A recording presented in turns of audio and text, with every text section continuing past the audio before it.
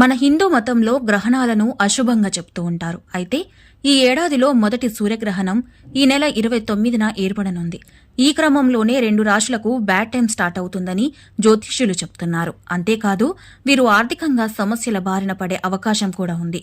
ఈ సూర్యగ్రహణం మార్చి 29న సంభవించనుంది.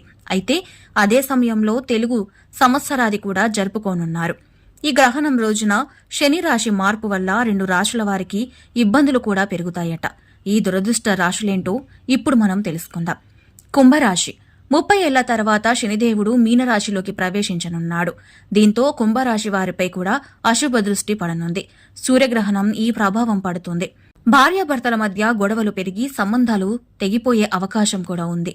అలాగే పని ప్రదేశంలో అవమానాలు జరుగుతాయి. ఆర్థిక సమస్యలు ఎక్కువ అవుతాయి. అప్పుల ఊబి నుంచి బయటపడలేక చాలా ఇబ్బందులు పడతారు. అత్యంత జాగ్రత్తగా ఉండాల్సిన సమయం. మేషరాశి వారికి సూర్యగ్రహణం ప్రభావం ఎక్కువ చూపిస్తుంది.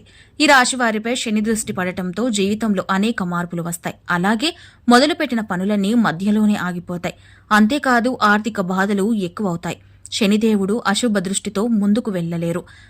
కుటుంబీకులతో విభేదాలు